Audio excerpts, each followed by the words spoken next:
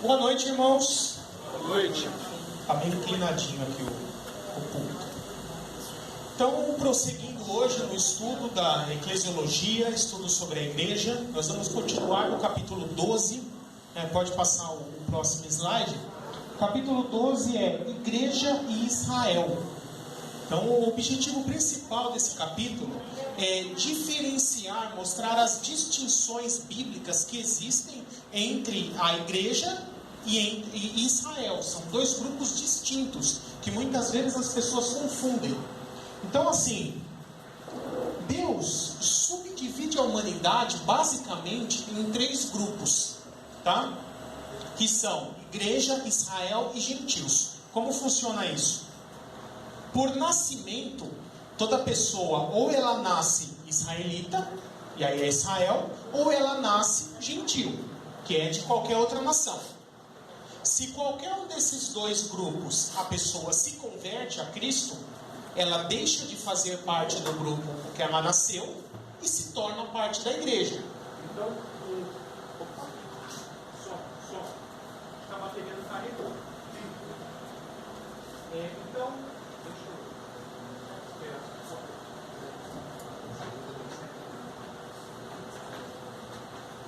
Então, irmãos, se uma pessoa se converte a Cristo, seja ela de Israel ou dos gentios, ela deixa de fazer parte do seu grupo anterior e se torna parte da igreja.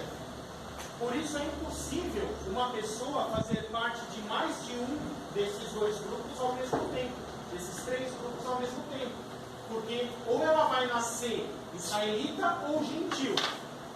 E se uma pessoa de qualquer um desses dois grupos se converte, ela deixa de fazer parte desse grupo e se torna parte da igreja. Então, é por isso que existem esses grupos. Gentios aqui é sempre a ideia de gentios ímpios, gentios não convertidos. Porque se eles se converterem, se tornam parte da igreja. Tá? Então agora nós vamos ver algumas distinções entre a igreja e Israel. Pode passar o próximo slide. Primeiro vamos ver alguns textos bíblicos onde os próprios apóstolos fazem essa distinção. Você pode acompanhar aqui comigo na página 205 do livro, o texto de Atos 15, versos 13 a 16. Mas antes de ler o texto, eu preciso dar uma explicação do pano de fundo desse texto. Os primeiros cristãos eram todos judeus. A primeira geração de cristãos eram todos judeus. Eles já praticavam o judaísmo, já seguiam a lei de Moisés. Então, enquanto só judeus se convertiam a Cristo, não tinha muitos problemas nesse sentido, porque eles continuavam mantendo guarda de sábado, restrições alimentares e as práticas do judaísmo. Mas depois que o cristianismo começou a se expandir e gentios começaram a se converter, principalmente ali de Atos 10 para frente, ali com a conversão de Cornélio, os gentios não seguiam a lei de Moisés. Então a igreja começou a se dividir assim em duas vertentes. Aquela dos chamados judaizantes, que diziam: olha, os gentios quando se convertem precisam ser judaizados, eles precisam ser circuncidados, começar a guardar a lei de Moisés, guardar sábado, manter as mesmas restrições alimentares que os judeus têm e assim por diante. Já o outro grupo diziam: não, os gentios não precisam guardar nada dessas coisas, o que eles precisam é se manter fiéis a Cristo, a crença de Cristo dos apóstolos. E isso começou a gerar uma controvérsia no meio cristão, ao ponto de os apóstolos terem que marcar uma reunião, um concílio, que foi o primeiro concílio da igreja cristã, concílio de Jerusalém. Os apóstolos se reuniram em Jerusalém para decidir essa questão. O gentio que se converte a Cristo tinha que seguir a lei de Moisés ou não? E aí os apóstolos, conversando a esse respeito, chegaram no texto que a gente vai ver aqui em Atos 15. Diz assim: quando terminaram de falar, Tiago tomou a palavra e disse: irmãos, ouçam-me. Pedro nos expôs como Deus, no princípio, voltou-se para os gentios, a fim de reunir dentre as nações um povo para o seu nome, Tá? Então esse princípio aqui que ele está falando é o princípio da era da igreja, ali de Atos 2 para frente, o Pentecostes. Então aqui o Tiago está dizendo que o plano de Deus daquele novo período, né, desde o início dele, era Deus se voltar para os gentios, para dentre os gentios levantar um povo para si. E aí o texto continua dizendo: concordam com isso as palavras dos profetas, conforme está escrito: depois disso voltarei e reconstruirei a tenda caída de Davi, que é Israel. Reedificarei as suas ruínas e as restaurarei. Né? Então aqui, se você ler os versículos anteriores a esse texto em casa, Pedro vai estar dizendo: por que nós iríamos colocar sobre os gentios um jugo pesado que nem nós judeus conseguimos carregar? Né? Pedro falando sobre esse respeito. E aí Tiago entra na sequência e fala esse texto que eu li. Então, a ideia aqui é que Tiago entendeu que naquela era o período que Deus estava se voltando para os gentios, para dentre os gentios levantar um povo para o seu nome, que é a igreja. E quando essa missão fosse concluída, aí sim Deus iria se voltar novamente para a tenda caída de Davi, que é o povo de Israel. Né? Concordando com isso, depois Paulo vai falar lá em Romanos 11, que no futuro também o povo de Israel iria se converter e ser salvo. Tudo no seu devido tempo. Né? Então eles já tinham essa consciência de que havia começado um novo período, uma nova era na história da humanidade. E que o objetivo de Deus nesse período é levantar um povo para si dentre todas as nações do mundo. E quando essa obra for concluída, Deus vai se voltar novamente para os gentios, que aí já será durante o período tribulacional, que nós vamos ver a conversão dos gentios. Nós já tratamos disso nas aulas de escatologia. Tá? O próprio Paulo, também lá em 1 Coríntios 10, versos 32 e 33, faz essa distinção. Olha o que ele diz: não se tornem motivo de tropeço nem para judeus, nem para gentios, nem para a igreja de Deus. Também eu procuro agradar a todos de todas as formas para que sejam salvos. Então perceba que se apóstolo Paulo entendesse que a igreja e Israel fosse a mesma coisa, ele dividiria só em dois grupos. Ele falaria: não se torne pedra de tropeço nem para a igreja, nem para os gentios, se referindo aos ímpios. Ou nem para os salvos, nem para os perdidos, nem para os santos, nem para os ímpios. Ele dividiria em dois grupos, mas aqui ele dividiu em três: nem para a igreja, nem para Israel, nem para os gentios, se referindo aos gentios ímpios aqui. Tá? Então, a partir desses textos, nós vemos de uma forma direta que pelo menos 3 apóstolos tinham um entendimento de que a igreja é um grupo separado de Israel, né? Pedro, Tiago e Paulo, a partir dessas citações que eles deram. E o mesmo Paulo, né, lá em Gálatas 6, verso 15 e 16, citou um texto que normalmente é muito mal usado, né? Olha o que ele diz: de nada vale ser circuncidado ou não, o que importa é ser uma nova criação.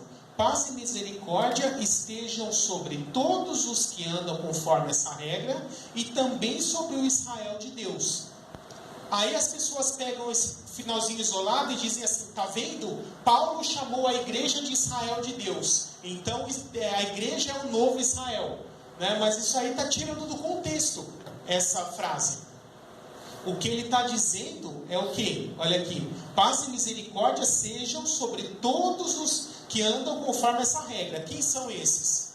A igreja. E também sobre o Israel de Deus. Então ele está separando novamente dois grupos: igreja e Israel. Tá? Pode passar o próximo slide.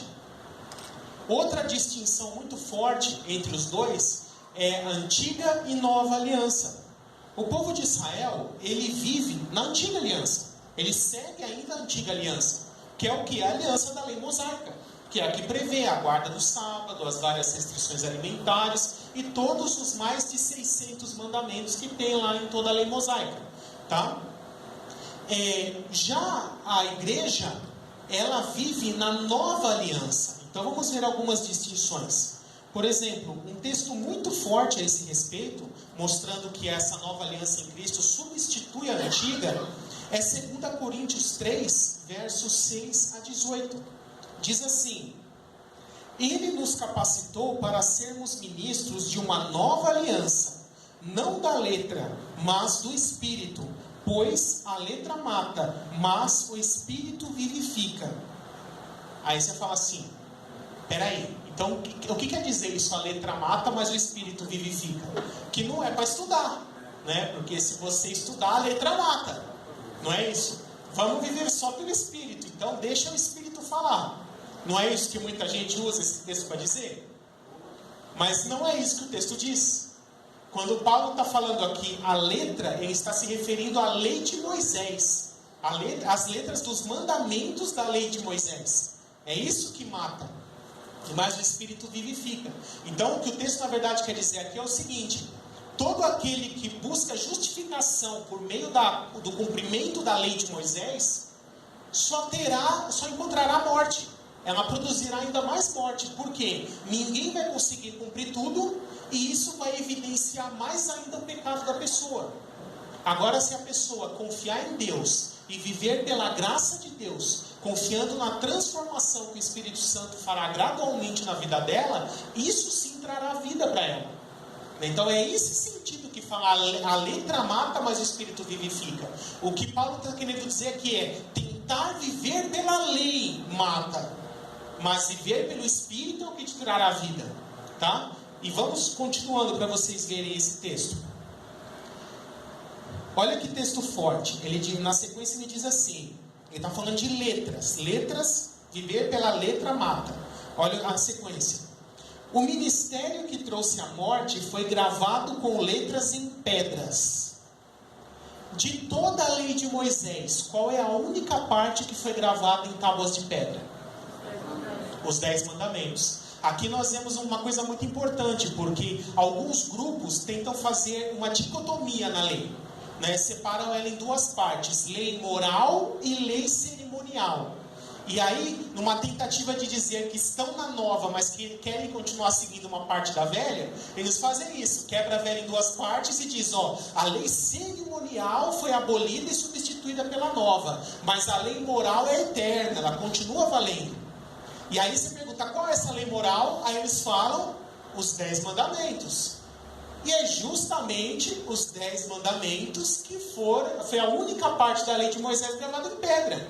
Então Paulo aqui está se referindo exatamente aos 10 mandamentos. E aí eu vou ler de novo para vocês. O ministério que trouxe a morte foi gravado com letras em pedras. Mas esse ministério veio com tal glória que os israelitas não podiam fixar os olhos na face de Moisés, por causa do resplendor do seu rosto, ainda que desvanecente. Não será o ministério do Espírito ainda muito mais glorioso? Se era glorioso o ministério que trouxe a condenação, quanto mais glorioso será o ministério que produz justificação? Pois o que outrora foi glorioso, agora não tem glória, em comparação com a glória insuperável. E se o que estava se desvanecendo se manifestou com glória, quanto maior será a glória do que permanece? Portanto, visto que temos tal esperança, mostramos muita confiança. Não somos como Moisés, que colocava um véu sobre a face para que os israelitas não contemplassem o resplendor que se desvanecia. Na verdade, a mente deles se fechou, pois até hoje o mesmo véu permanece quando é lida a antiga aliança. Não foi retirado, porque é somente em Cristo que ele é removido. De fato, até o dia de hoje, quando Moisés é lido, a lei de Moisés é lida, um véu cobre os seus corações. Mas quando alguém se converte ao Senhor, o véu é retirado. Ora, o Senhor é Espírito, e onde está o Espírito do Senhor, ali há liberdade. E todos nós que com a face descoberta contemplamos a glória do Senhor, segundo a sua imagem, estamos sendo transformados com glória cada vez maior, a qual vem do Senhor, que é Espírito. Então perceba que esse texto nos fala bem claramente que a lei mosaica foi substituída pela nova aliança. né? E que parte da lei mosaica? Só a cerimonial? Não, inteiro. Porque o texto fala que até os próprios 10 mandamentos foram substituídos pela nova aliança. Tá? Então, quando alguém... e aí, normalmente, a desculpa que se ouve é: então não tem mais lei, não precisa mais fazer nada, eu posso matar, posso roubar, posso adulterar, posso fazer tudo? Calma, nós vamos chegar lá. Uma aliança foi substituída por outra. Não significa que não existe mais nenhuma lei. Tá? Nós vamos ver quais são as regras da nova aliança. Nós não estamos sem lei. Nós estamos debaixo da lei de Cristo, que é a nova aliança. Tá? Uma outra característica é que na antiga aliança... Oi, pois não, irmão. Eu achei uma complexidade assim enorme. Por mais que eu tentasse trazer o que você falou, ficou claro essa questão. Tá. Mas nós estamos só no começo. Ainda tem vários outros textos que eu vou explicar melhor. Fica tranquila que até terminar esse tópico vai ficar bem mais fácil de entender. Outra característica dessa distinção velha aliança e nova aliança é que na velha aliança, para ser salvo, você tinha que ser de Israel. Ou era israelita por nascimento, praticante da lei mosaica, ou você no máximo tinha que ser um gentil judaizado, que aí você acabava sendo adotado pelo povo israelita. E aí não era um israelita de nascimento, mas era um prosélito. Tá? Então, de forma direta ou indireta, a pessoa tinha que ser de Israel para ser salva. Não havia salvação fora de Israel. Tá? Agora, olha na nova aliança o que acontece. Efésios 2, versos 11 a 18 diz: pois ele é a nossa paz, o qual de ambos, né, judeus e gentios, fez um, e destruiu a barreira, o muro de inimizade, anulando em seu corpo a lei dos mandamentos, expressa em ordenanças. O objetivo dele era criar em si mesmo, né, Cristo criar em si mesmo, dos dois povos um novo homem, né, uma nova humanidade, fazendo a paz e reconciliar com Deus os dois em um corpo, por meio da cruz, pela qual ele destruiu a inimizade, porque a palavra inimizade pode ser traduzida como hostilidade também. Ele veio e anunciou a paz a vocês que estavam longe, e a paz aos que estavam perto. Então, a paz aos que estavam longe, quem é? Gentios. A paz aos que estavam perto, Israel. Pois, por meio dele, tanto nós, né, judeus, como vocês, gentios, temos acesso ao Pai por um só Espírito. E em continuação, Efésios 3, versos 5 e 6 diz assim: esse mistério agora foi revelado pelo Espírito aos santos apóstolos e profetas de Deus, significando que mediante o Evangelho, os gentios são co-herdeiros com Israel, membros do mesmo corpo e coparticipantes da promessa em Jesus Cristo. Então, na igreja, não existe mais essa questão de israelita e não israelita, gentio e judeu. Não, todo aquele que se entrega a Cristo deixa de fazer parte do seu antigo grupo e se torna igreja. Um judeu que se entrega a Cristo vira igreja. Um gentio que se entrega a Cristo vira igreja. A igreja de Cristo é formada por pessoas de todos os povos, tribos, línguas e nações. Não há nenhuma restrição. Todas essas pessoas unidas num único grupo, num único corpo, o corpo de Cristo aqui na terra, que é a sua igreja. Tá? Essa é uma das diferenças entre a antiga aliança e a nova. Outra diferença é a questão do sacerdócio. A antiga aliança, ela tinha uma linhagem específica de sacerdócio, né? A tribo de Levi gerava os levitas, que eram os ajudantes, digamos assim, do templo, né? Vamos falar que são os diáconos da antiga aliança, digamos assim. E dentro da tribo de Levi, a descendência de Arão, dela veio os sacerdotes. Então era uma coisa de linhagem.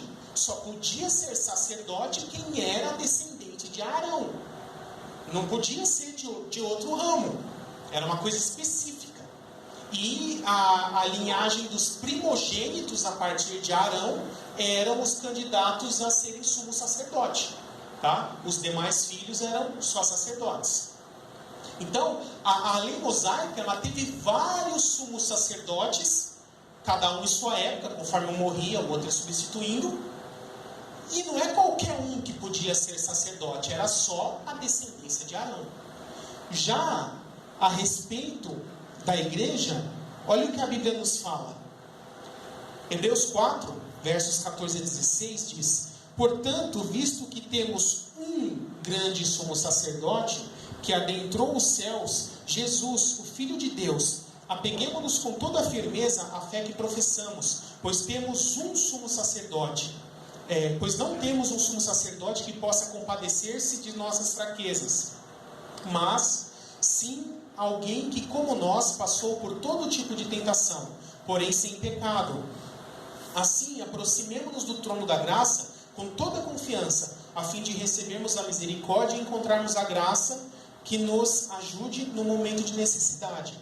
E aqui vários outros textos, Hebreus 8, 9, 10, vão falar sobre a questão de Cristo ser o sumo sacerdote da nova aliança. Então, a nova aliança só tem um sumo sacerdote, que é eterno, é definitivo, e será para sempre o único, que é Cristo.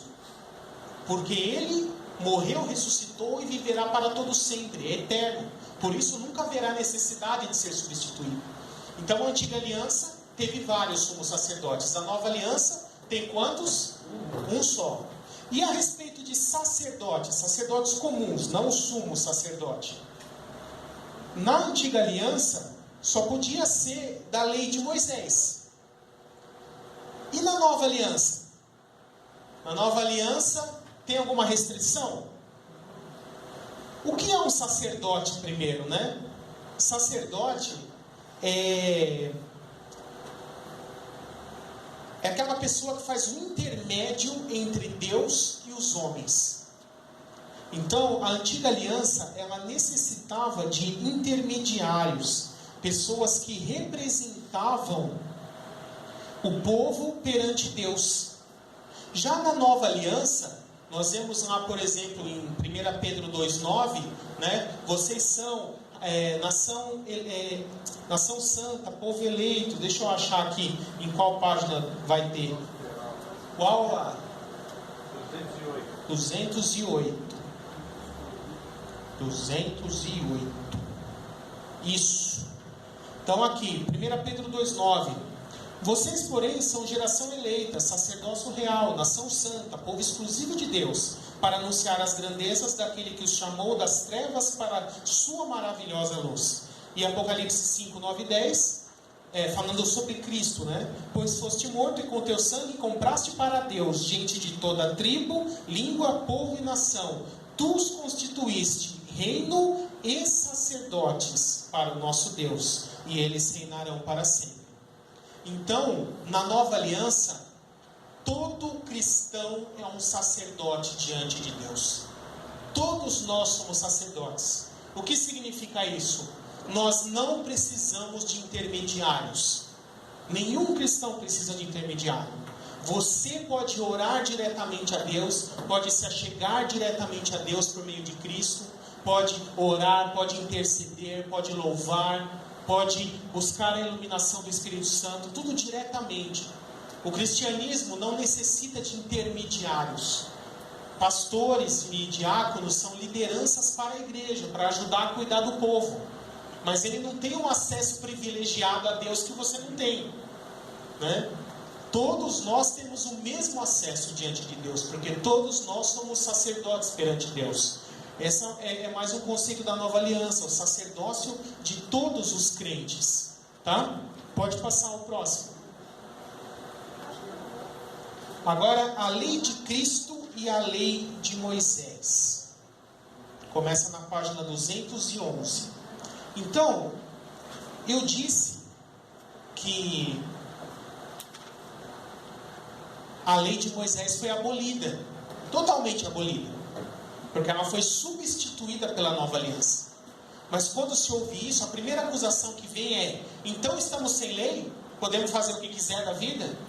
Não, porque ela foi abolida, porque ela foi substituída pela nova aliança em Cristo.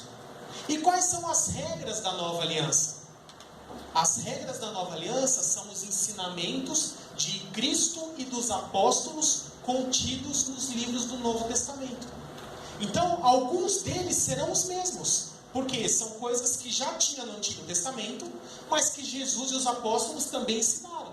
Então, esses ensinamentos, embora já existissem na velha aliança, eles também foram reafirmados na nova, e por isso nós seguimos, porque são partes da nova aliança, não por causa de já ter existido na antiga. E existem várias coisas da antiga aliança que não foram reafirmadas na nova. Estas nós não devemos seguir, porque nós vivemos na nova aliança, não na antiga. Então, um exemplo bem simples: restrições alimentares. Pela lei de Moisés, você não poderia comer carne de porco, não poderia comer carne de coelho, frutos do mar, camarão, enfim, uma série de coisas. Na nova aliança, não existem restrições alimentares. Na antiga aliança, existia uma guarda de um dia sagrado, o sábado. Na nova aliança, nós guardamos o domingo, certo? Não. Eu queria falar que sim agora, foi pegadinha mesmo. Não, senhor, ninguém guarda domingo, nem segunda, nem terça, nem nenhum outro dia. Porque para o cristão, a nossa vida é consagrada a Deus 24 horas por dia, 7 dias por semana. Então, nós não temos nenhum dia sagrado específico para guardar, e ao mesmo tempo, no sentido de viver em santidade, viver buscando a Deus, nós guardamos todos. Porque para nós, todo dia é dia de viver em santidade, é dia de orar, é dia de buscar a Deus, é dia de ler a palavra, é dia de cantar louvores. Simplesmente nós temos alguns dias para nos reunirmos em comunidade. Mas isso não quer dizer que nós guardamos um determinado dia. Certa vez ela me perguntar: pastor, eu trabalho na Eletropaulo e muitas vezes eu tenho que fazer escala de domingo, e por causa disso não dá para ir na igreja, e eu me sinto culpado, eu acho que eu estou pecando em ter que trabalhar no domingo. Aí sabe o que eu falei para ele?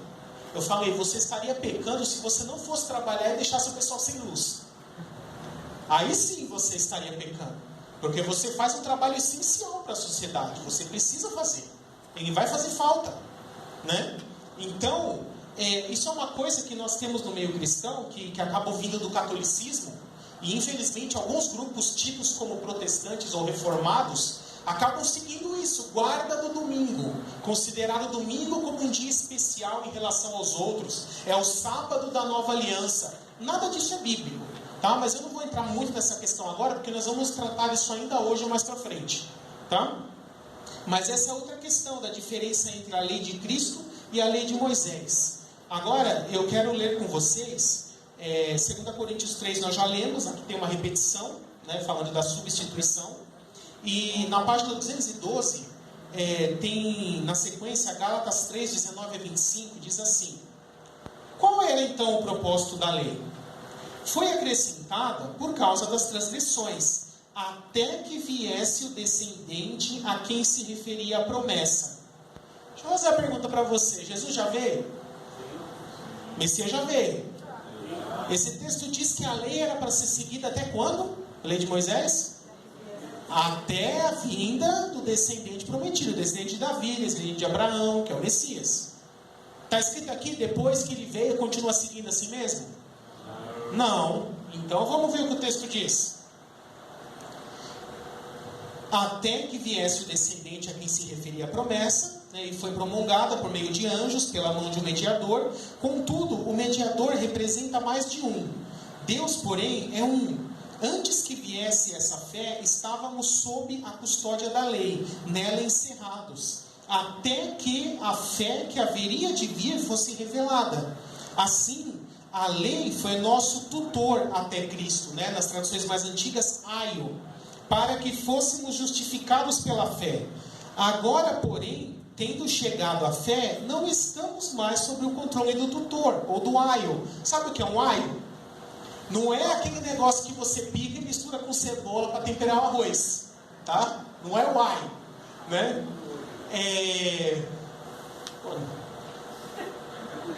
Ninguém gostou da piada de mineiro, né? Ou não entenderam, né? Mas tudo bem. É que como eu sou casado com uma mineira, eu entendo mineirês, né? Então para mim fica tranquilo. Mas vamos lá, gente.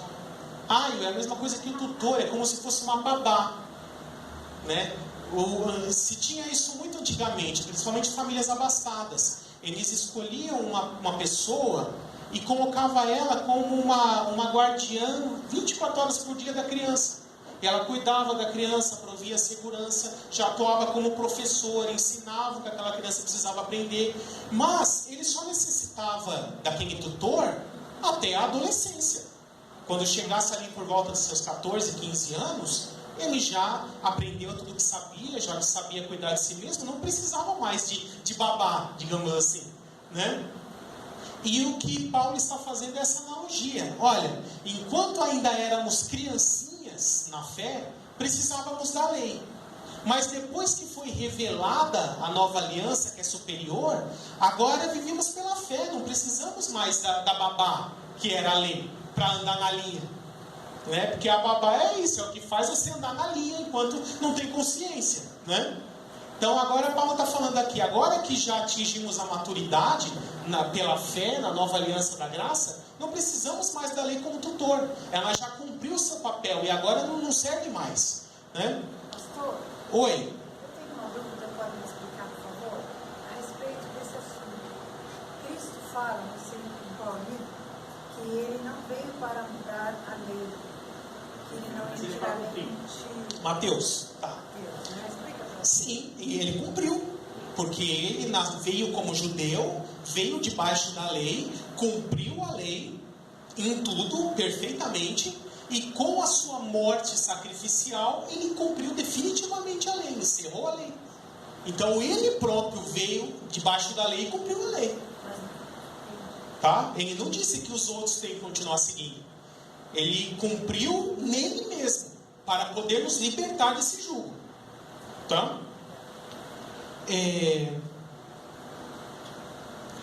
Agora, olha outra. Então agora vamos ver alguns ensinamentos da nova aliança que são diferentes do que a antiga ensinava.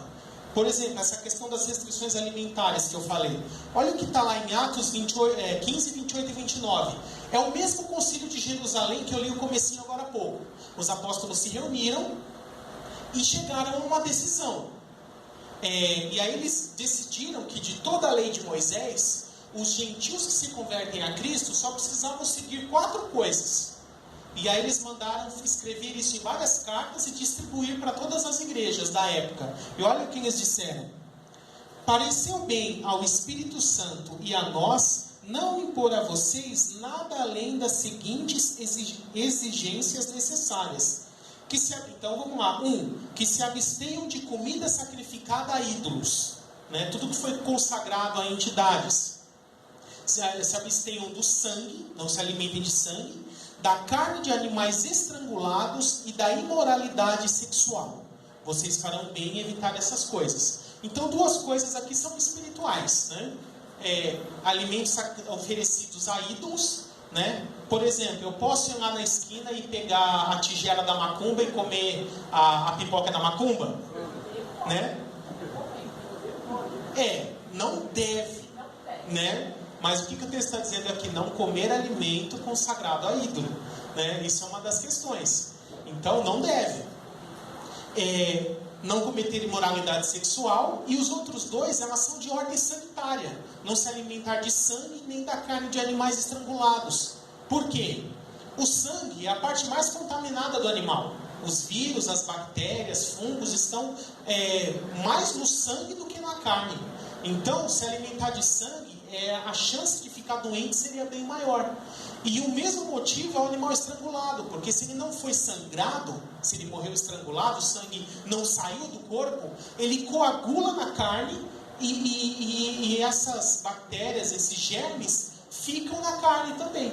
Tá? Então são 2 de ordem sanitária, tá? Que eles colocaram para manter a saúde mesmo das pessoas. Né?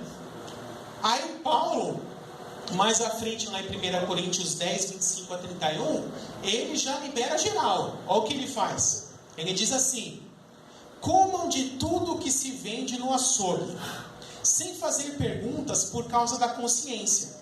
Pois do Senhor é a terra e tudo o que nela existe. Se algum descrente o convidar para uma refeição e você quiser ir, coma de tudo que lhe foi apresentado, sem nada perguntar por causa da consciência. Mas se alguém lhe disser, isso foi oferecido em sacrifício, não coma, tanto por causa da pessoa que o comentou, como da consciência, isto é, da consciência do outro e não da sua própria. Pois, por que minha liberdade deve ser julgada pela consciência dos outros? Se participo da refeição com ação de graças, por que sou condenado por algo pelo qual dou graças a Deus? Assim, quer vocês comam, bebam ou façam qualquer outra coisa, façam tudo para a glória de Deus. Então aqui é interessante a aplicação prática que Paulo dá, né? Porque, vamos pensar, os apóstolos tinham falado, não coma carne de animal que foi consagrado a ídolo. Tá, mas aí você chega lá no açougue, tá as carnes penduradas, como é que você vai saber o que foi consagrado e o que não foi? Você vai sair perguntando para o açougueiro, alguma dessas carnes aí foi consagrada aí na hora que matou? O açougueiro vai falar, não sei, não fui eu que matei, não estava lá? Né? Então, coma sem fazer perguntas, né? Não fala, você chega lá na casa da pessoa e fala, mas esse prato que você fez, ele foi oferecido a algum demônio? Se for, eu não vou comer, né? Não, você não pergunta nada, você fica na sua. E para garantir, você ora antes de comer. Você dá graças a Deus, pede para que Ele santifique, consagre aquele alimento a Deus e manda bala. Não tem problema nenhum, tá? Essa é a ideia. Não pergunte, porque aí se me responder e tiver sido, aí você não deve comer. Agora, se a pessoa mesmo já te disser, chegar com um negócio e falar, acabei de pegar da macumba isso aqui, vamos comer? Aí o que você faz? Não, aí não pode, porque você me contou, agora já a consciência fica pesada, entendeu? Essa é a ideia, tá? Alguma dúvida a esse respeito? Alguém quer perguntar alguma coisa? Primeiro aqui, depois ali. Oi? Mais alto, que eu não estou te ouvindo. Fala mais alto. Aquele versículo que conta aqui na boca é o que entra, Tá, isso é Jesus que disse, né? E ele estava justamente falando dessa questão das restrições alimentares dos judeus. Que os judeus tinham várias coisas que não podiam comer, porque eles entendiam que eles iam se tornar impuros. E aí Jesus fala, o que deixa ele impuro é o que ele sai, é o que ele fala, né? E não o que ele vai comer, tá? Você? No caso do sangue, você tem alimentos que é preparado com sangue e tal. Sim, né? Galinha ao molho pardo, tem aquela linguiça que é feita com sangue, né?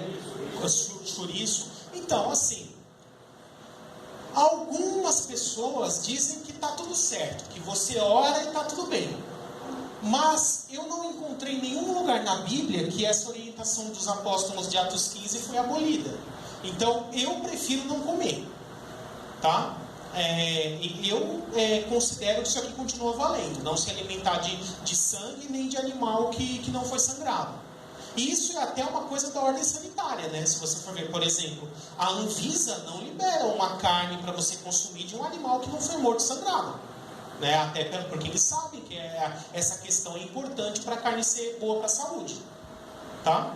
Então é uma questão de saúde mesmo, né? De ordem sanitária, tá? Oi? Mas bem mal passado pode, né? Sangrando, né? Isso é entre você e Deus, né? Eu não como e recomendo que também não coma, mas eu não vou julgar ninguém se comer. Isso é entre a pessoa e Deus. Agora, daqui a pouco nós vamos ver Romanos 14, que o finalzinho do texto vai dizer assim, feliz é o homem que não se condena naquilo que ele considera certo, tá? Então ora a Deus, se você sentir paz no coração, tudo bem, né? Mas vamos lá. Oi. Verso 3 desse capítulo diz, aquele que come de tudo não deve desprezar o que não come. Isso, nós vamos ler tudo agora. Romanos 14 agora é o próximo, né? Romanos 14, olha aqui, versos 1 a 8, olha o que diz. Aceitem o que é fraco na fé, sem discutir assuntos controvertidos. Um crê que pode comer de tudo, Já o outro, cuja fé é fraca, come apenas alimentos vegetais. Aquele que come de tudo não deve desprezar o que não come. E aquele que não come de tudo não deve condenar aquele que come, pois Deus o aceitou. Quem é você para julgar o servo alheio? É para o seu Senhor que ele está em pé ou cai. E ficará em pé, pois o Senhor é capaz de o sustentar. Há quem considere um dia mais sagrado que outro. Há quem considere iguais todos os dias. Cada um deve estar plenamente convicto em sua própria mente. Aquele que considera um dia especial, para o Senhor assim o faz. Aquele que come carne, come para o Senhor, pois dá graças a Deus. E aquele que se abstém, para o Senhor se abstém, e dá graças a Deus. Pois nenhum de nós vive apenas para si, e nenhum de nós morre apenas para si. Se vivemos para o Senhor, e se morremos para o Senhor, assim quer vivamos, quer morramos, pertencemos ao Senhor. Então esse texto aqui, Paulo deixa bem claro assim: nós temos liberdade para não guardar dia nenhum, né, se você tem maturidade na fé para isso. Temos liberdade para nos alimentar de qualquer tipo de alimento, mas nós não devemos julgar aquelas pessoas que têm a fé fraca e por essa imaturidade na fé, entendem que devem ter restrições alimentares, porque na cabeça delas, elas acham que estão fazendo isso para Deus. Então, você tem essa liberdade, mas você não deve julgar o outro que entende que deve ter uma restrição alimentar, ou que entende que deve ter um dia especial na semana para cultuar a Deus, né? Só um minutinho. Então é importante isso, né? Nós temos essa liberdade, mas nós não devemos dizer: nossa, que herege aquele ali, porque ele faz isso, porque ele faz aquilo. Não, na cabeça dele, na consciência dele, ele está fazendo aquilo para Deus. Então deixa ele. Quem sabe um dia o Espírito Santo vai trabalhar na vida daquela pessoa, e ele vai chegar num nível de maturidade da fé em que ele perceba que não precisa fazer aquilo, tá? Mas não deve ser motivo de briga isso daí. Pois não. E ainda hoje eu estava estudando esse texto, exatamente isso. E eu fui procurar mais lugares que explica ele. Ele fala assim: esse fraco na fé, ele se refere às pessoas que comiam essa carne para ídolo, de sacrifício, coisa que não era para se alimentar. Também, né? Qualquer tipo de carne que um judeu poderia considerar imprópria, tá? Pois não. Só para encerrar, né? A questão do vinho, nesse caso, porque na Bíblia não tem respaldo com isso. Tem nomes de embriaguez, fala bebedice, mas embriaguez. Tá. Primeiro eu preciso explicar o que era o vinho naquela época, né? Naquela época não tinha geladeira. Então as pessoas colhiam a uva, amassavam, faziam o suco, guardavam em barris, e depois de alguns dias, no clima quente lá deles, naturalmente ocorria a fermentação, tá? Mas o teor alcoólico do vinho fermentado naturalmente naquela época era em torno de 4 a 7%, tá? É diferente do vinho de hoje. O vinho de hoje, exceto aqueles caríssimos, né? Mas o vinho comum de hoje em dia, ele não é fermentado naturalmente. Eles fazem o suco de uva e adicionam álcool de cereais, porque demora para fermentar, né? Então, se você for olhar o vinho de hoje, ele tem em torno de 11 a 19% de álcool. Ou seja, ele tem mais ou menos o triplo do álcool que tinha o vinho da época de Jesus. E é adicionado álcool de cereais. E é importante entender também que os judeus naquela época, e até os gregos, a sociedade em geral, não tomavam vinho puro. Era difícil. Para que servia o vinho? Lembramos que naquela época não tinha Sabesp, né? Então, onde as pessoas pegavam água? Pegavam no rio, pegavam no poço, pegavam na cisterna, colhia da chuva. Essa água ela não tinha nenhum tratamento. Então ela tinha bactérias, germes. Então o que eles faziam? Eles misturavam com álcool no mínimo meio a meio. Geralmente mais, era 2/3 de água, 1/3 de álcool, às vezes de vinho, às vezes até mais. Por quê? Porque esse álcool contido no vinho, ele tinha a função de esterilizar a água. Ele matava as bactérias contidas naquela água para que ela ficasse própria para o consumo. Porque se tomasse água direto naquela época, a água tinha vírus, bactérias, protozoários, fungos, e a pessoa ia ficar doente. Então eles misturavam um pouquinho de vinho para dedetizar a água, né? E matar aquelas bactérias para que ela tornasse limpa para o consumo. Nós vemos isso na carta de Paulo a Timóteo. Ele fala assim para Timóteo: Timóteo, não beba água pura, mas misture um pouco de vinho por causa do seu estômago e das suas frequentes enfermidades. Né? Ali nós vemos a aplicação prática disso. Paulo falando, não fica tomando água pura, porque senão você vai ficar doente. Mistura um pouco de vinho. Ele não disse isso, né? Mas o objetivo era esse, matar as bactérias da água. Tá? Eles já tinham uma noção básica que o vinho, de alguma forma, purificava a água. Tá? Então era nesse sentido que se tomava o vinho. Falando, né? Temos respaldo para proibido ou não temos? O mesmo texto vai dizer que se algo escandaliza o seu irmão, é melhor você não fazer para dar algum testemunho. Então, assim, não há nenhuma proibição bíblica. Mas se isso corre o risco de escandalizar alguém e se a pessoa já tem uma fraqueza, uma predisposição para o alcoolismo, e isso pode vir a fazer ela ficar bêbada e cair, porque ficar bêbado é pecado, né? É melhor você evitar para não correr o risco de ficar bêbado. Então, por exemplo, eu até uns 5, 6 anos atrás, às vezes quando reunia com a minha família num almoço de Páscoa ou numa noite de Natal, eu tomava um cálicezinho de vinho, né? 2, 3 vezes por ano, por aí. Mas quando eu tomava eu não me sentia bem, eu não gostava, né? E aí eu decidi de uns 5, 6 anos para cá entrar em abstinência total. Eu não bebo mais álcool. E principalmente depois que eu descobri que o suco integral de uva tem os mesmos benefícios do vinho sem o álcool, né? Então, isso é uma questão pessoal minha. Eu prefiro não beber. Até porque, pela família do meu pai, eu venho de uma família de alcoólatras, digamos assim. Então, meu pai foi alcoólatra, meu avô, meu bisavô. Então, por saber que eu teria uma tendência à fraqueza pelo álcool, eu prefiro já cortar de vez para não correr o risco. Tá? Então, assim, cada um tem que ter essa consciência diante de Deus. Tá? Oi. Esse versículo que ele acabou de ler aí, sobre o dia especial, se aplica ao Adventista?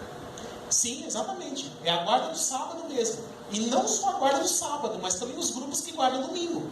Porque presbiteriano guarda domingo, católico guarda domingo, né? E eles entendem que é um dia sagrado. Então, assim, nós temos essa liberdade de entender que não precisa. Mas não devemos julgar aquele que entende que deve ter um dia sagrado. Porque ele faz isso para Deus, né, na cabeça dele, né, embora não precise. Tá? Deixa eu ver aqui, só para poder finalizar. Então, 1 Timóteo 4 é outro texto que vai falar de restrições alimentares. Mas o texto que fecha mesmo é Lucas 10, 27. Né? Jesus, ele sintetizou o conceito espiritual de todos os 10 mandamentos em apenas 2. Né? Na página 216 diz assim: Jesus, ele respondeu: ame o Senhor, o seu Deus, de todo o seu coração, de toda a sua alma, de todas as suas forças e de todo o seu entendimento, e ame o seu próximo como a si mesmo. Aqui Jesus sintetizou o conceito espiritual de todos os 10 mandamentos em apenas 2. Por quê? Se você amar a Deus sobre todas as coisas, você não vai se prostrar diante de ídolos, você não vai falar o nome de Deus em vão, você não vai deixar de honrar a Deus, né? Se você amar o próximo como a si mesmo, você não vai roubar, porque a pessoa que você estaria roubando é o seu próximo. Você não vai adulterar, você não vai mentir, você não vai dar falso testemunho. Então, o conceito moral de todos os mandamentos está incluído nesses 2. Mas perceba que aqui Jesus não fala nada de guardar um dia específico e nem de restrições alimentares. Por isso, isso não foi continuado na nova aliança. Tá? E um outro texto que nos ajuda a entender isso é Romanos 12, versos 1 e 2, ele diz assim: portanto, irmãos, rogo-lhes pelas misericórdias de Deus que se ofereçam em sacrifício vivo, santo e agradável a Deus. Este é o culto racional de vocês. não se amoldem ao padrão deste mundo, mas transformem-se pela renovação da sua mente, para que sejam capazes de experimentar e comprovar a boa, agradável e perfeita vontade de Deus. Né? E aqui tem outros textos que vão falar sobre essas questões, mas o Romanos 12 sintetiza tudo. A nossa mente tem que ser transformada e nós temos que quebrar com esses padrões do mundo para vivermos de acordo com a vontade de Deus. Se você fizer isso, você vai se desapegar de tudo que o mundo considera como normal, né? E vai viver de acordo com o que a Bíblia ensina. Tá? Então aqui, como já deu o horário, eu vou... Pois não. Mais pra frente, depois de resto, Jesus fala assim: o novo mandamento vos dou, amai aos outros, como eu também vos amei. É um mandamento só para a igreja ou é um mandamento referente a qualquer pessoa? É um mandamento para todo aquele que quer seguir a Cristo. Se ele quer seguir a Cristo, esse é o mandamento de Jesus. Tá? Bom, pessoal, então nós já falamos um pouco desse conceito, mas vou expandir um pouco mais. Existe dia sagrado para o cristão? Vamos ver como isso começou. Lá em Atos 2, verso 46, diz que lá no início a igreja se reunia todos os dias. Não tinha dia específico, era todos os dias eles se reuniam, né? E era num ambiente bem familiar. Tudo desempregado, né? Tá certo. Mas era no final do dia, era à noite, né? O pessoal... Então, algumas questões aqui, tá? A lei de Moisés tinha a questão da guarda do sábado, mas isso não foi reafirmado na nova aliança, tá? E alguns detalhes importantes para a gente perceber. Cristo ressuscitou no primeiro dia da semana. Isso está lá em Mateus 28:1, por exemplo. A festa das primícias, que simboliza profeticamente a ressurreição de Cristo, era sempre comemorada no primeiro dia da semana. Assim como a festa de Pentecostes, que também simboliza o início da igreja. Nós falamos isso na aula anterior. Ou seja, aquele evento de Atos 2, lá na festa de Pentecostes, o derramar do Espírito Santo, também ocorreu no primeiro dia da semana. Então, Cristo ressuscitou no primeiro dia da semana e a igreja nasceu no primeiro dia da semana. Tá? Ainda no primeiro século, os cristãos passaram a ter o seu culto principal no primeiro dia da semana, que posteriormente recebeu o nome de Dia do Senhor. Nós vamos ler essa referência daqui a pouco. Os cristãos foram orientados faltou aqui a não guardar nenhum dia. Por isso, os cristãos não foram orientados a guardar nenhum dia. Por isso, não guardamos apenas um dia na semana, mas a nossa vida é consagrada a Deus, como eu já li lá Romanos 12 com vocês e Romanos 14 também, fala de distinção de dias e dias. Mas olha aqui alguns textos que apontam que a igreja primitiva já se reunia no primeiro dia da semana. Atos 20, verso 7, quando Paulo chegou lá em Éfeso, ele diz assim, está na página 218, no primeiro dia da semana, reunimos-nos para partir o pão. E Paulo falou ao povo, pretendendo ir no dia seguinte, continuou falando até a meia-noite, e o texto prossegue. Então, no primeiro dia da semana, reunimos-nos para partir o pão. Esse partir o pão não é só uma refeição. O conceito de partir o pão é o mesmo que Paulo vai explicar lá em 1 Coríntios 11, é ceia. E ceia só se faz em culto. Então, aqui eles se reuniram no primeiro dia da semana para fazer um culto, tá? Você não vai achar a palavra domingo na Bíblia, porque essa palavra foi surgir séculos depois. Mas na ordem dos dias da semana, o domingo é o primeiro dia da semana. Então você vai achar essa expressão, primeiro dia da semana, tá? Também em 1 Coríntios 16, 1 e 2, diz assim, quanto à coleta para o povo de Deus, façam como ordenei às igrejas da Galácia. No primeiro dia da semana, cada um de vocês separe uma quantia de acordo com a sua renda, reservando-a para que não seja preciso coletas quando eu chegar. Né? Então aqui é a mesma coisa. Paulo estava instruindo em quando deveria se fazer momento de dízimos e ofertas na igreja. dízimos e ofertas só se faz durante um culto, né? E ele falou aqui no primeiro dia da semana. Então perceba que, pelo menos nesses dois textos bíblicos, nós temos citações diretas de que a igreja se reunia para cultuar preferencialmente no primeiro dia da semana, já no primeiro século. É importante explicar isso porque os grupos que defendem o sábado vai dizer que isso surgiu com Constantino lá no século IV e papapá. Então eu estou mostrando para vocês que a Bíblia não diz que a igreja se reunia no primeiro dia da semana, sim, tá? Isso já no primeiro século. E aí, o primeiro dia da semana, por ser o dia que Jesus ressuscitou, depois de algum tempo começou a ser chamado pelos cristãos de dia do Senhor, né? Nós vemos essa expressão no livro de Apocalipse. Apocalipse 1, versos 9 a 11. Eu, João, irmão e companheiro de vocês no sofrimento, no reino e na perseverança em Jesus, estava na ilha de Pátimos por causa de Deus e do testemunho de Jesus. Aí ele continua: no dia do Senhor achei-me em espírito e ouvi de trás de mim uma voz, e o texto continua. Então ele detalha que dia foi esse. Esse dia que o próprio João chamou de dia do Senhor era o primeiro dia da semana. É por isso que hoje, depois de algum tempo, esse dia passou a ser chamado de domingo, né? Porque domingo vem do latim, dominicus, que significa dia do Senhor, tá? Então perceba que até a expressão dia do Senhor, ainda no Novo Testamento, era usada aqui por João no livro de Apocalipse, tá? E esses são os motivos do porquê a igreja preferencialmente se reúne aos domingos. Mas nós não temos nenhum dia sagrado a ser guardado, tá? A nossa vida deve ser permanentemente consagrada a Deus. A igreja não recebeu orientação de guardar nenhum dia específico. O domingo não é o sábado da nova aliança, não é um dia a ser guardado, tá? É simplesmente um dia que por vários motivos acabou se tornando o dia principal de culto, tá? Eu posso até explicar de questões práticas disso, porque os judeus, eles evangelizavam na sinagoga.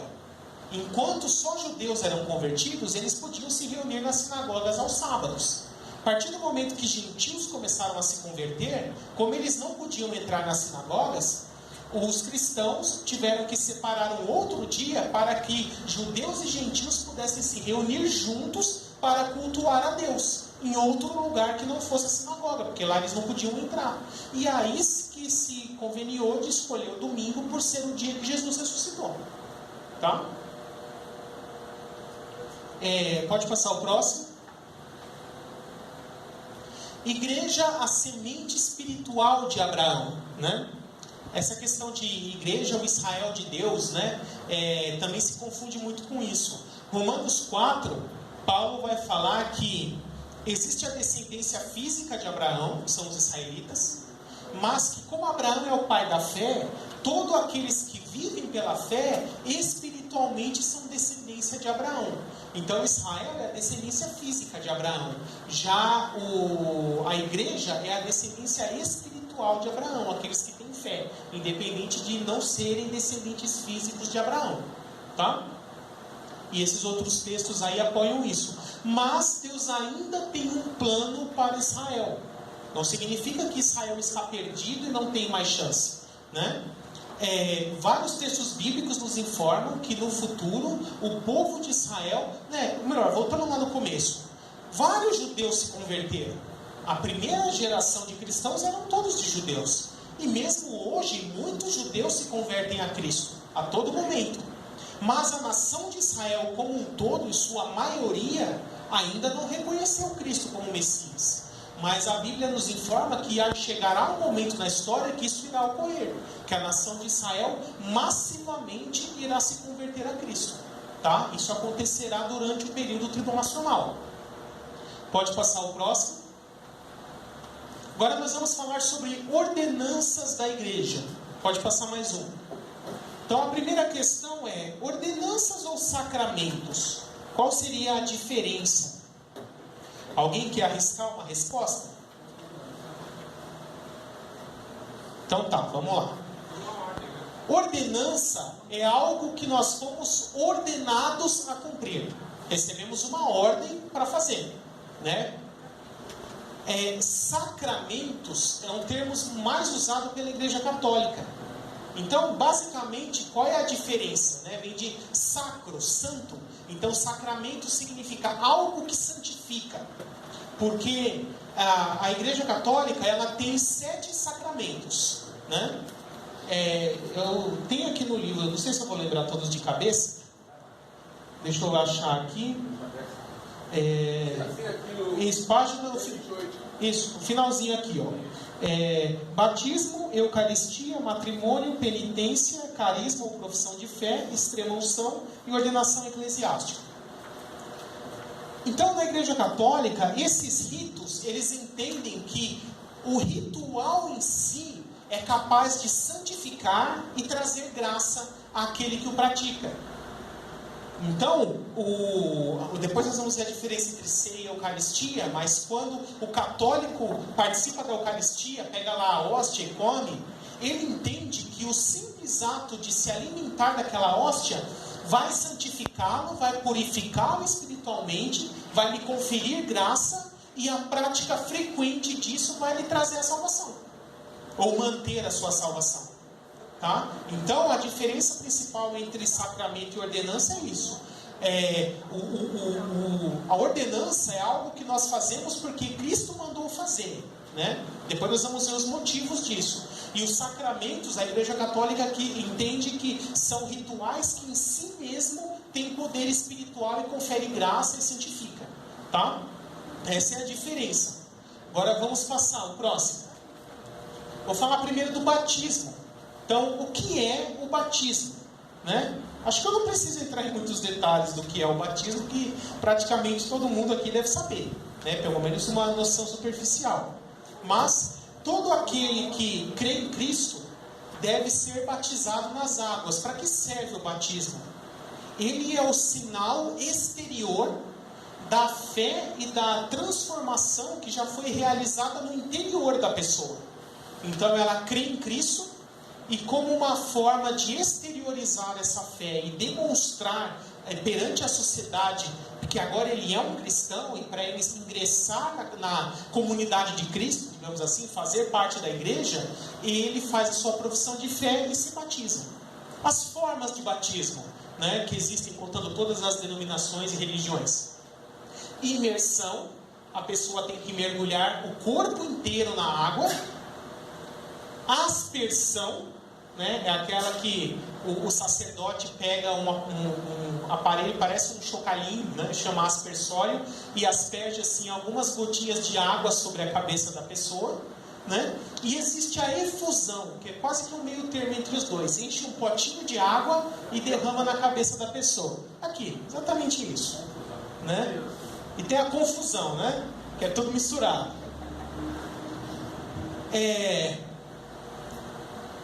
Qual é a forma mais bíblica de batismo? É o batismo por imersão. Né? Nós vemos que Jesus entrou no Rio Jordão para ser batizado por João Batista. Nós vemos que depois ali Felipe com o etíope desceu as águas para ser batizado. Né? Então, todos os exemplos de batismos na Bíblia são batismos por imersão. Não existe nenhum texto bíblico que claramente, de forma direta e explícita, alguém seja batizado de outra forma. Né? Até algumas pessoas questionam assim, como que Pedro conseguiu, junto com os apóstolos, batizar 3.000 pessoas na sua pregação? Onde que ia ter tanta água? Mas os arqueólogos já descobriram que lá em Jerusalém, bem pertinho de onde ele pregou, tinham vários tanques batismais que os judeus já usavam. Então já estava tudo pronto ali, era só ir batizando. Tá? Tinha perfeitas condições de fazer batismo por imersão, sim. Tá? Oi? Está dentro da pauta o batismo para a remissão de pecados? Essa ideia do batismo para a remissão?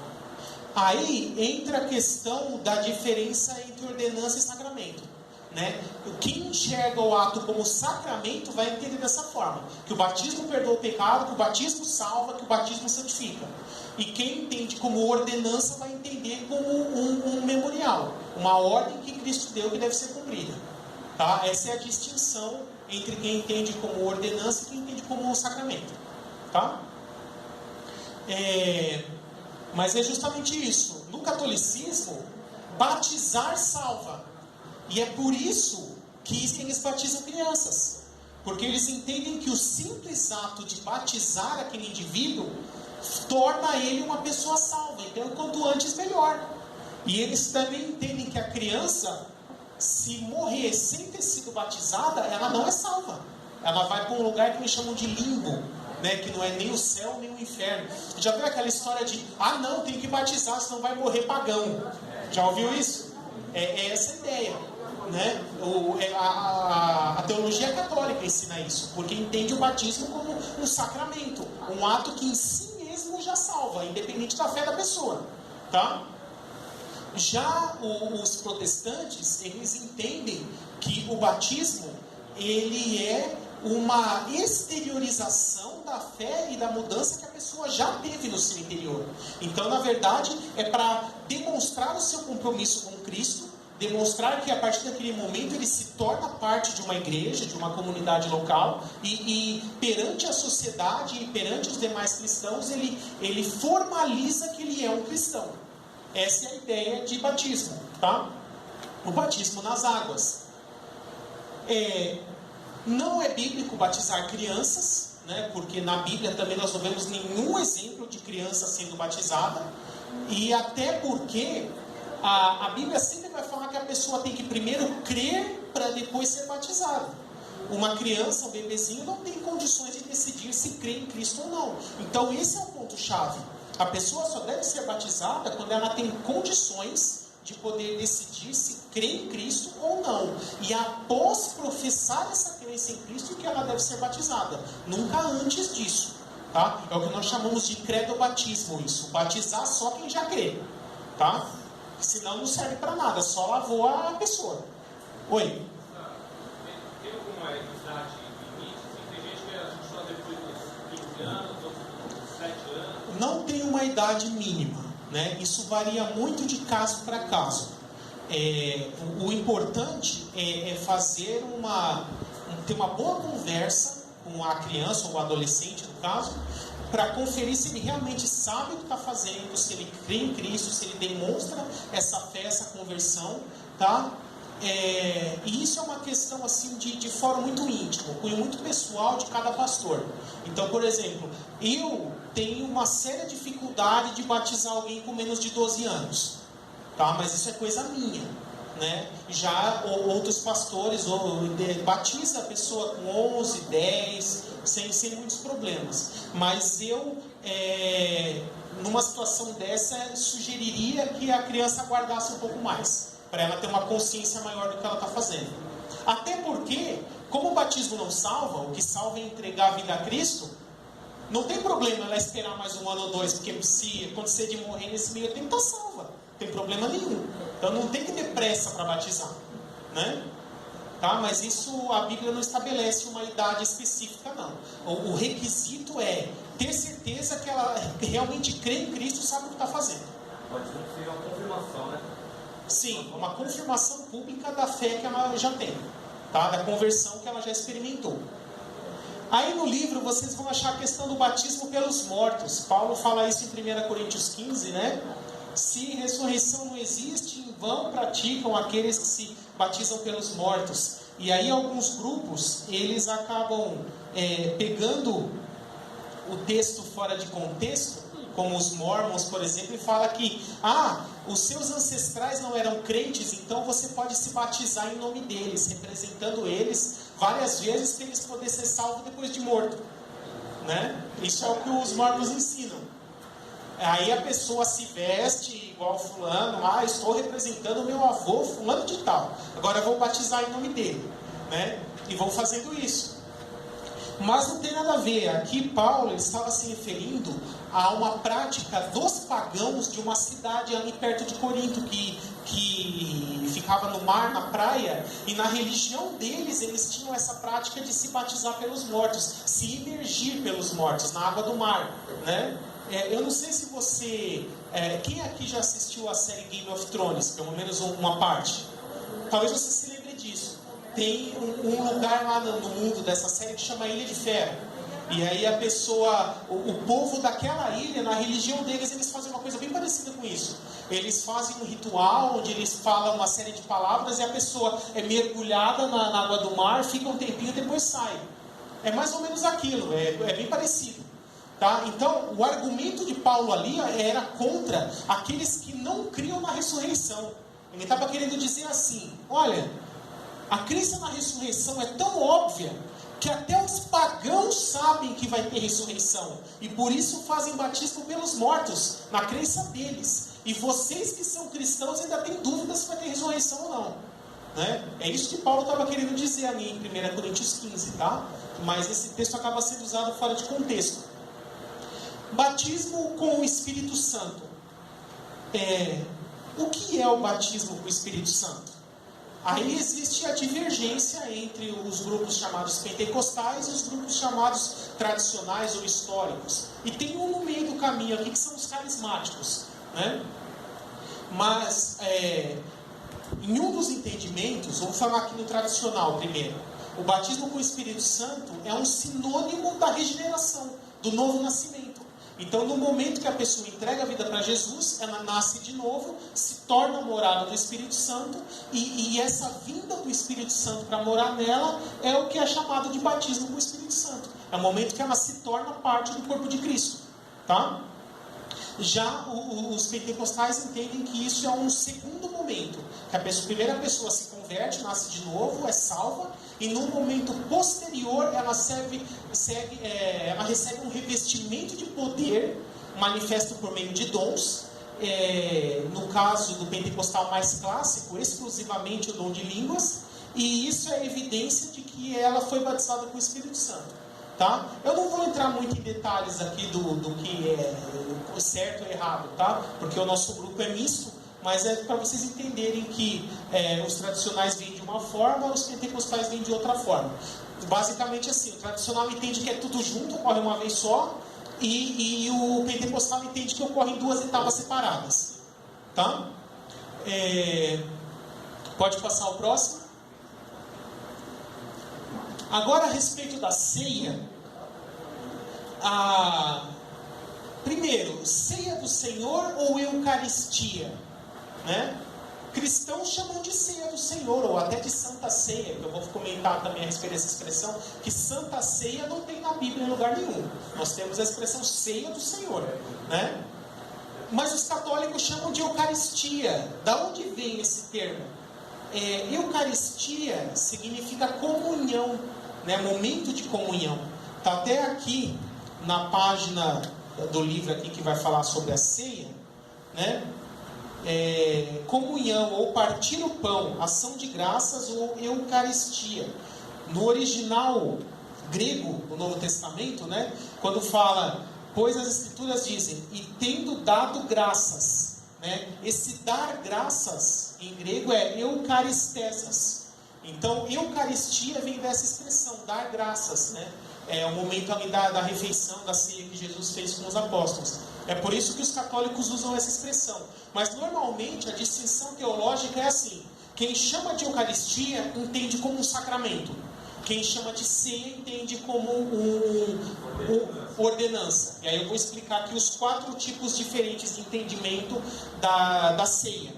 O primeiro deles é o transubstanciação, que esse é o entendimento católico, de que literalmente o pão, ou no caso a hóstia e o suco de uva ou vinho, após consagrados, se tornam literalmente carne e sangue de Jesus. Né? E até os mais antigos têm aquela tradição de que, uma vez colocado na boca, você não pode pôr a mão, senão sangra. Sabia disso? Quem já ouviu isso daí? Os mais antigos devem saber isso aí. Então, muito cuidado, porque se a hóstia grudar no céu da boca, você está lascado. Você vai ter que tirar com a língua, não pode pôr a mão. A minha mãe, ela estudou em colégio de freira quando era criança. Ela falava que morria de medo da hóstia grudar na língua e ela ficar com a boca cheia de sangue se ela fosse tentar tirar. Né? Porque esse é o entendimento católico. Tá? A transubstanciação, a ideia de transubstanciação é fundamental para o conceito de sacramento. Porque é mais ou menos assim. Jesus é santo, ele é a fonte de toda a santidade. Então, para eu ficar um pouquinho mais santo, eu tenho que comer um pedacinho de Jesus regularmente. A ideia é essa. Então, se eu ficar regularmente comendo um pedacinho de Jesus todo domingo, isso vai curando a minha alma, vai me purificando espiritualmente, eu vou ficando cada vez mais santo até ficar salvo. Essa é a ideia da ceia católica, que é a Eucaristia. É por isso que eles entendem que é um sacramento, que o simples ato assim, feito repetidamente, vai santificando a pessoa até salvar ela. Tá? Depois, na Reforma, Lutero desenvolveu um outro conceito chamado consubstanciação.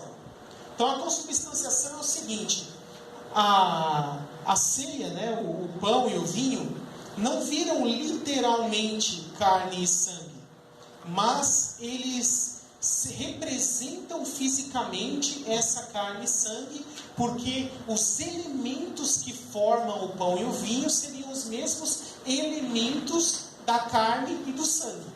Tá? Então, assim, é um meio do caminho, né? Deu um passinho mais para cá, mas ainda está com um pezinho no catolicismo. Então, assim, ela não é literalmente carne e sangue, mas ela compartilha dos mesmos elementos que são feitos a carne e o sangue de Jesus. E por isso também tem um valor santificador em você participar dela. Tá? Depois, no século seguinte, Calvino desenvolveu essa aqui, presença espiritual, que é o que os presbiterianos seguem até hoje. Presença espiritual é o seguinte: Cristo não está fisicamente representado na ceia, nem com carne e sangue literal, nem com carne e sangue representativa por meio dos elementos, mas ele se faz espiritualmente presente no meio da ceia. Então, seria assim: o momento da ceia acaba sendo uma santa ceia, como se diz, muitos dizem essa expressão, porque é um momento em que a presença de Deus se faz mais forte em Cristo, e Cristo se manifesta de uma forma mais intensa por meio da ceia. Tá? É mais ou menos assim que os presbiterianos, os anglicanos creem. Tá? É a presença espiritual. Já os batistas e os pentecostais, por consequência, creem no simbolismo memorial, de que a ceia é tão somente um memorial que representa morte e ressurreição de Cristo, né? Por causa das próprias palavras de Jesus: façam isso em memória de mim. Tá? Não faça isso para ter minha presença mais forte, não é façam isso para ficar mais santo, façam isso periodicamente para você poder ser salvo, né? Façam isso em memória de mim. E é por isso que os batistas e os pentecostais adotam esse modelo da ceia como memorial. Tá? Eu tive que correr um pouco aqui, porque o nosso tempo ficou bem adiantado, mas no livro vocês terão todos os textos bíblicos, o contexto histórico de cada um desses conceitos, para poder explicar mais a fundo. Tá? Pode passar o próximo. Vou falar de outras práticas cristãs. Primeiro, dízimos e ofertas na nova aliança. É bíblico sustentar a obra? É bíblico dizimar, né? Entregar dízimos e ofertas? Porque normalmente o texto que mais se usa quando vai falar sobre dízimos é Malaquias 3:10, né? Só que Malaquias 3:10, nós acabamos de ver que ele faz parte da antiga aliança, e nós estamos na nova. Ou seja, é um texto que não serve muito. Mas por que o pessoal gosta de pegar esse texto? Porque fala que se você não dizimar, o devorador vai vir e roubar a sua comida e destruir os seus celeiros, e vai ficar debaixo de maldição, e o gás vai acabar mais rápido e vai bater o carro. Eu já vi o pastor falar que se você... Eu já ouvi, não estou brincando. Eu estava no culto. O pastor disse assim: tá vendo? Tinha um irmão que naquele culto ele ia dizimar, acabou não entregando dízimo. Aí saiu do culto, ele passou no radar acima da velocidade e tomou a multa. Tá vendo ali? Foi o devorador. Se ele tivesse dizimado, ele não tinha sido multado. Ué, ele foi multado porque correu. Não foi por causa do dízimo. Mas eu já ouvi coisa desse tipo, ou pior, né? Mas então, vários textos bíblicos falam que é bíblico sustentar a obra.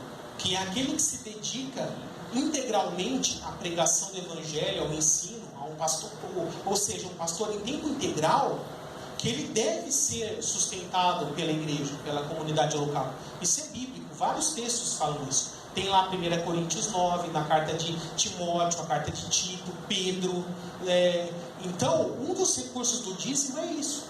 O outro recurso é poder ajudar as pessoas necessitadas. Mas a diferença básica entre dízimo, eu até gosto da expressão ofertar o dízimo, porque para mim dízimo e oferta são a mesma coisa. Tá? A única diferença é que dízimo tem um valor pré-definido e oferta não. Tá? Mas a diferença principal é que na antiga aliança o dízimo era lei.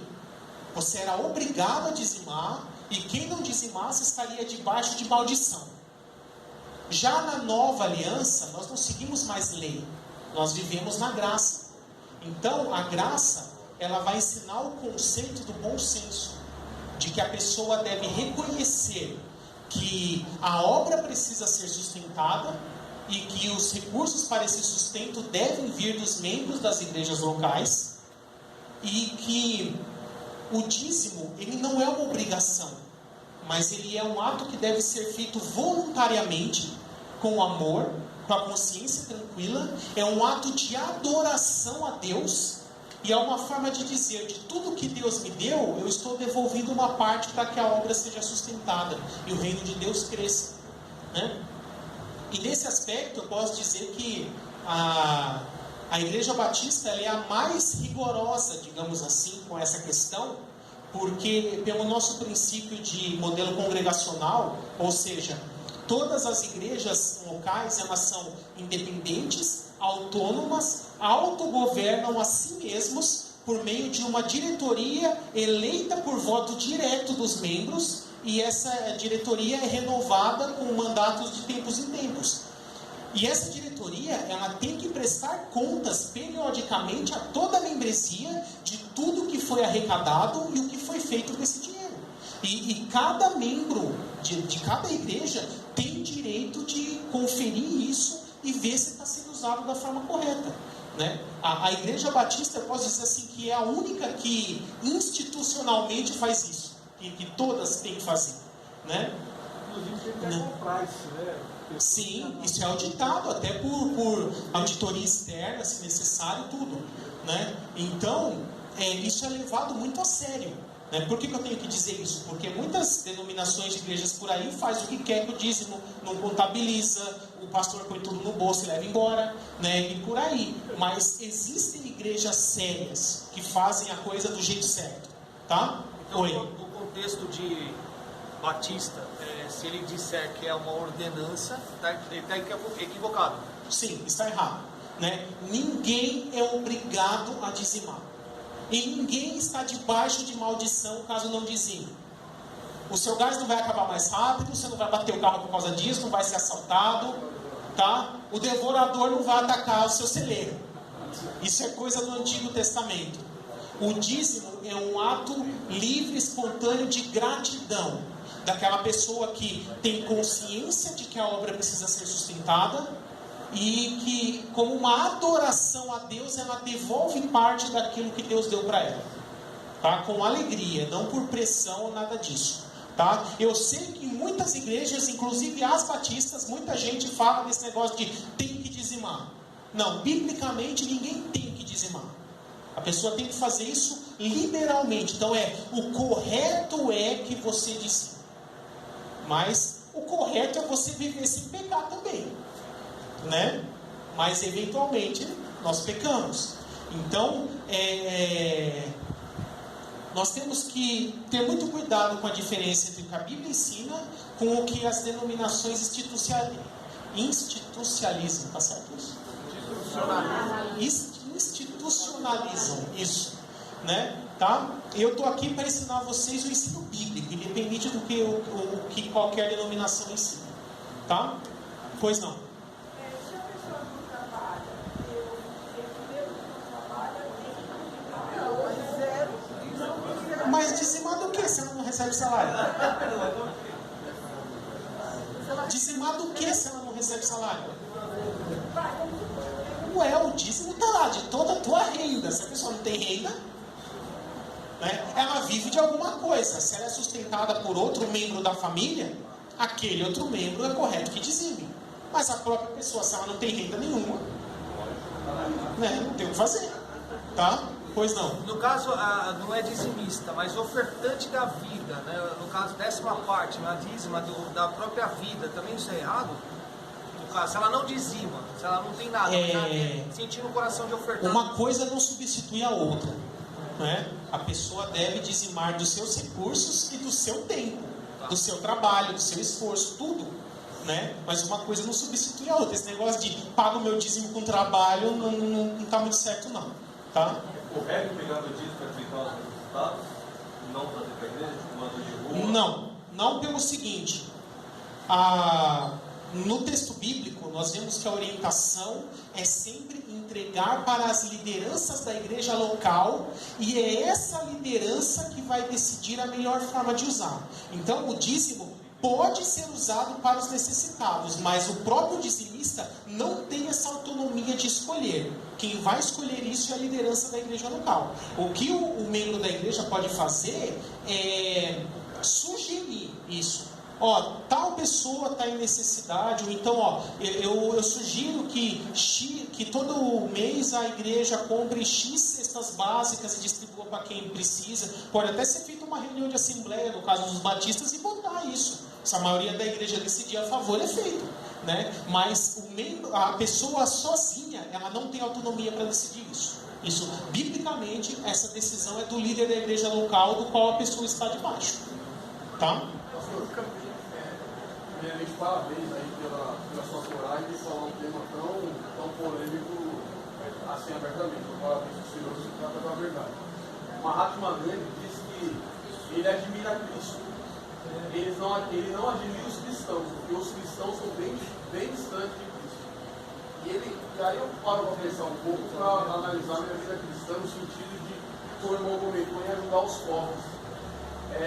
O que o senhor pensa disso? Eu acho assim, eu vejo de certa forma o seguinte: o pentecostal busca poder, o fogo, falar em estranhas, os cabelos de madrugada, subir montes, os históricos buscam muita leitura, a soteriologia, a teologia, mas eu vejo que não tem assim uma ideia muito forte dos cristãos, como foi a igreja de Atos, né, que ajudava os necessitados. Da caridade. De onde nasceram os hospitais nasceram no cristianismo. Sim. Os orfanatos nasceram no cristianismo. As escolas, as universidades nasceram no cristianismo. Ou seja, tão muito cristãos. Eu acho que o que nublou um pouco o nosso conceito, a nossa visão a esse respeito, foi a ideia de Estado laico. Porque na antiguidade não existia essa estrutura que o Estado tem hoje. Então a igreja precisava atuar de forma muito mais forte. A partir do momento que houve essa divisão entre igreja e Estado, que é saudável, mas que o Estado começou a assumir essas funções, então o Estado começou a cuidar de educação, cuidar de saúde, cuidar de transporte, cuidar de benefício social, essas coisas, a igreja meio que olha e fala assim: o Estado já faz isso. Entendeu? Eu acho que isso que foi tirando dos cristãos uma coisa que lá atrás, como não tinha Estado para fazer isso, a igreja atuava mais forte. Mas nós continuamos com essa obrigação. Eu só não vou entrar muito nesse ponto, porque isso é assunto do capítulo 16. Tá? O capítulo 16 vai tratar esse assunto. Tá? Mas o cristão tem essa visão pessoal, né? O cristão em si, ele passa por cima do necessitado e vem aqui de cima, igual a palavra do fariseu publicano em Lucas 18. Eu diria até assim: a pessoa até pode ajudar e deve, mas não com o dízimo. Não, digo assim, no final, né? Sim. Tem muitas vezes que o morador bate lá, pergunta lá se o não pega, e a própria Bíblia fala: quem não pode fazer, não faz, pega. Sim. Aí eles veem o adultério, veem o básico. No capítulo 16, que nós vamos tratar toda essa relação entre igreja e Estado, igreja e sociedade, nós vamos ver todas essas questões. Pois não?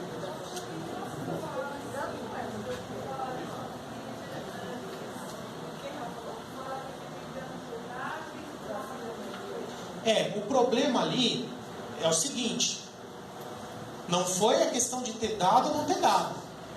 Foi a questão que ele mentiu.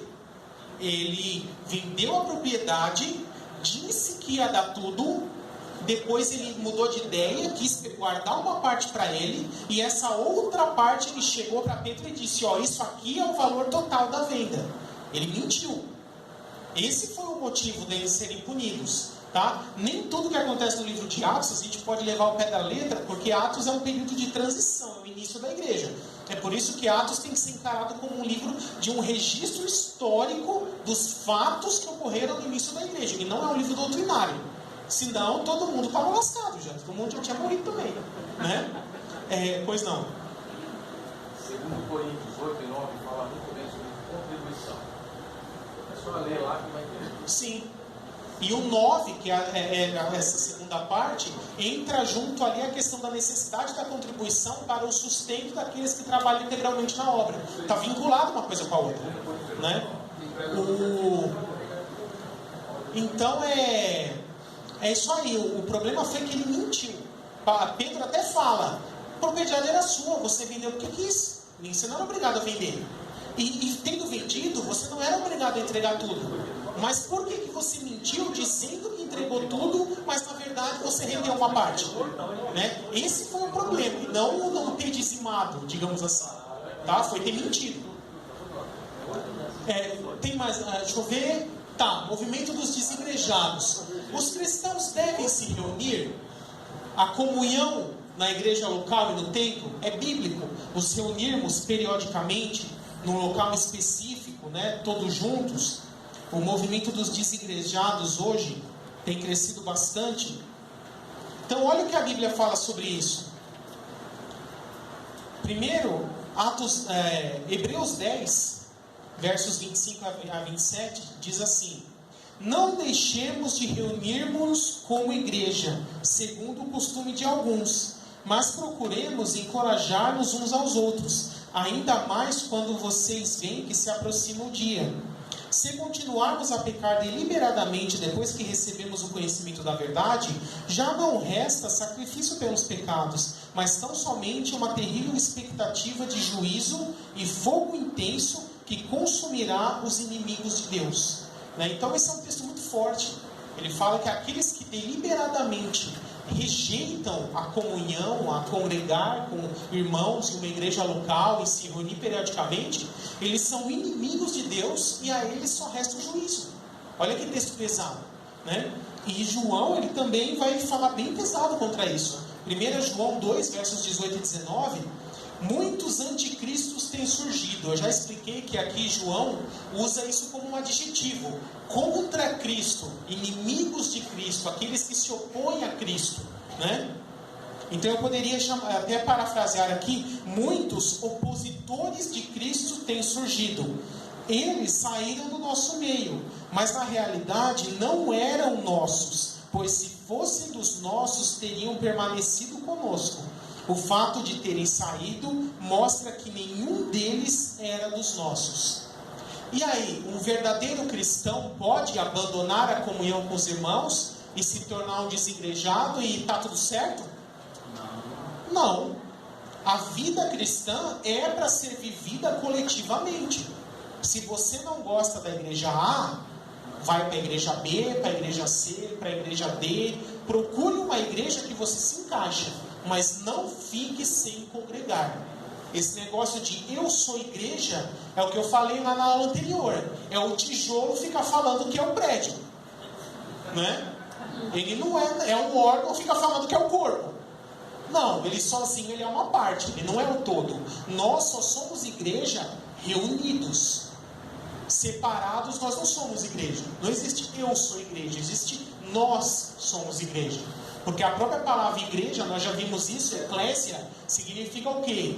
Ajuntamento, congregação, comunidade, é sempre termos coletivos, nunca termos no singular, tá?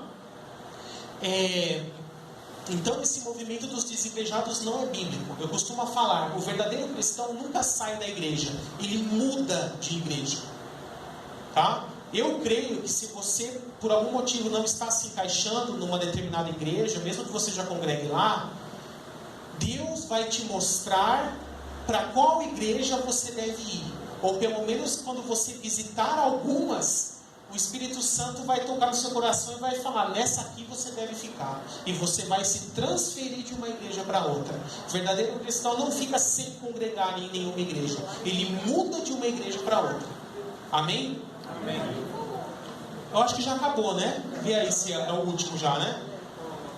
Oi? A gente tem que descer de questão para outra igreja, mas é correto ficar vários, ficar mudando toda hora? Essa aqui não quero, essa aqui não quero, Isso depende muito do que motiva a pessoa a sair de uma igreja para outra. Então, por exemplo, essa igreja é muito fria, não tem poder, quero ir para uma igreja que o fogo desce. É a motivação adequada. Essa igreja aqui não fica rica, eu quero ir para uma igreja que fica rico. Né? Então, existem várias e várias motivações.